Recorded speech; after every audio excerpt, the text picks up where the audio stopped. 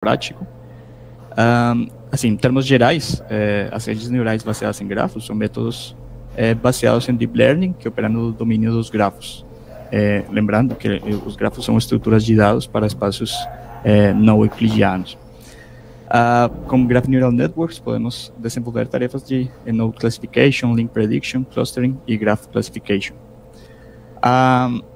Os grafos, devido ao fato de eles não terem uma ordem estabelecida, isso dificulta um pouco representar em vetores de dimensões menores. É por isso que usamos embeddings para fazer essas representações. E isso é feito por uma técnica chamada Message Passing. Falamos então que esses embeddings podem ser aprendidos. Se pensarmos, por exemplo, no caso de uma rede neural convolucional, onde cada pixel extrai informação no contexto da sua vizinhança ao longo de múltiplas camadas, e pensarmos uma imagem como um tipo especial de grafo, então podemos usar essa mesma intuição, esse mesmo mecanismo para extrair atributos, né, dos nós. No caso de um grafo, esse processo, como eu já falei, é chamado de Message Passing, onde a cada nova camada de mensagens compartilhadas, eventualmente será obtida uma representação final, que descreva cada nó no grafo, e dizer que descreva o embedding, né? Aprendamos o embedding. O dataset, eu basei esse trabalho prático num artigo chamado User Preference Awake Fake News Detection, que é para detecção de fake news, e eles se baseiam num conceito psicológico dos vieses cognitivos, que fala que tendemos a encontrar e relembrar apenas informações que confirmam nossas percepções ou crenças. Por exemplo, um usuário de Twitter tem maior probabilidade de propagar uma fake news quando a notícia confirma suas crenças. Isto quer dizer que um usuário que acredita fortemente que uma eleição tem sido manipulada tem mais probabilidade de retweetar notícias que dizem que a eleição ha sido roubada, né? Então, eles trabalham com uma estratégia atingindo duas partes.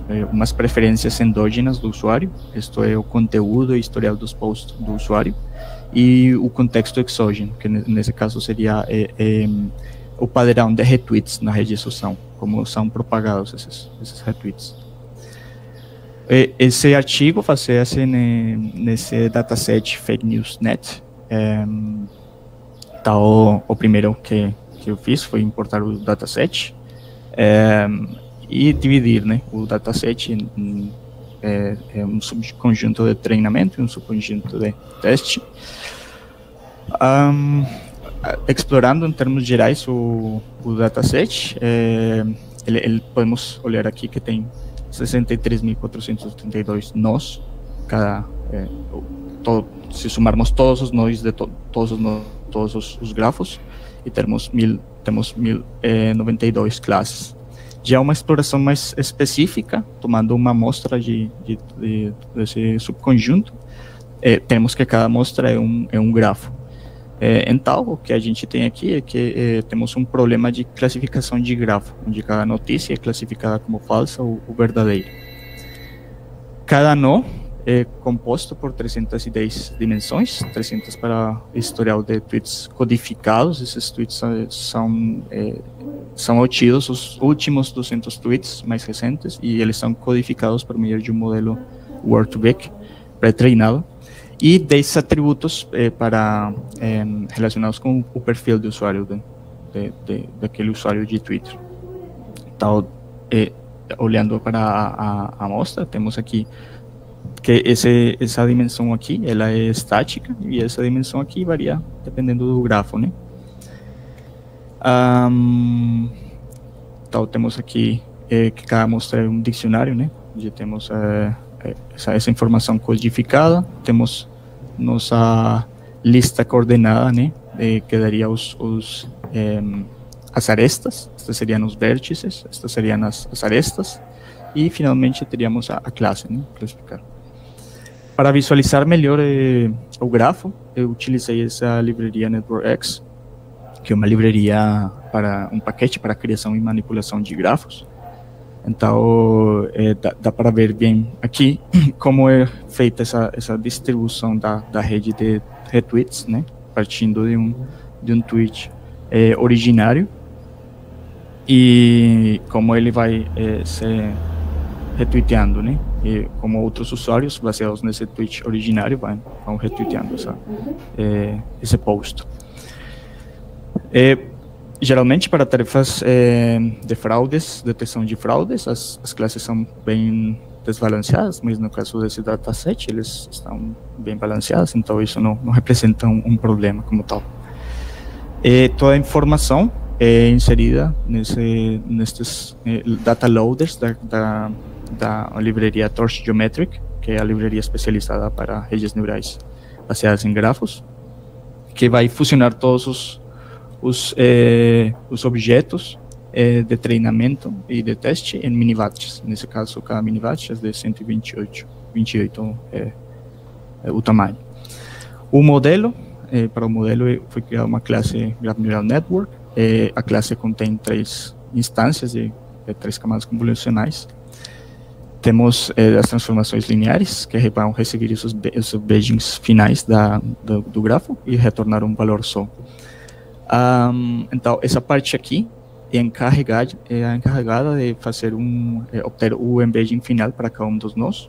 Logo faz um pooling para obter a informação do embedding do grafo, como tal, em geral.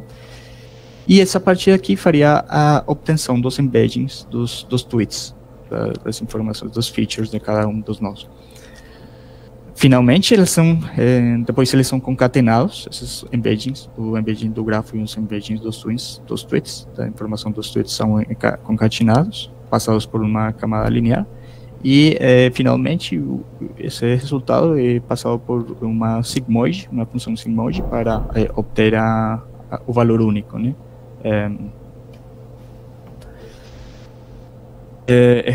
Foi realizado o treinamento e o teste. Para o teste, foram utilizadas as métricas de acurácia e de FEM Score. Como é uma tarefa de classificação, foi definida entropia cruzada como função de perda. Aqui é realizado o treinamento, o teste. Finalmente são obtidos os resultados aqui no treinamento, foram treinados em 40 épocas, e vemos como ele converge numa solução, né? Aceitável, vamos falar assim. Ele tem picos, né? Ele oscila bastante até chegar à convergência, mas no final das contas ele consegue fazer a tarefa atingindo a maioria das predições. Em termos gerais, é isso, pessoal. Se vocês tiverem alguma dúvida, fico aberto a responder.